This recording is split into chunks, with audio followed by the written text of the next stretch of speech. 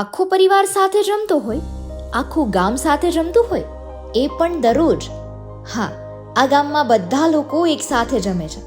તેની પાછળ કારણ કંઈક આવું છે કે તે ગામના મોટા ભાગના યુવાનો શહેરોમાં વસવાટ કરે છે અને ઘણા લોકો વિદેશોમાં વસવાટ કરે છે, જેથી એ ગામની અંદાજિત 1000ની સંખ્યામાં મોટા ભાગના વડીલો છે, જેથી તેમણે અલગથી જમવાનું બનાવવા કરતાં ત્યાંના નિયમ મુજબ ગ્રામવાસીઓ વ્યક્તિ દીઠ માસિક ફી 2000 ચૂકવે છે, જેમાંથી દરરોજ આખા ગામના લોકો એક સાથે ભોજનનો આનંદ ઉઠાવે છે.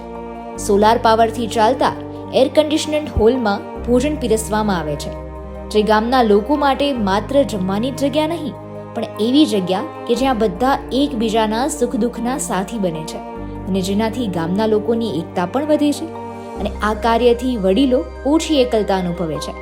આ વિચારથી વૃદ્ધોને પણ ઘણો આરામ મળે છે અને આ ગામ છે ચાંદણકી ગામ.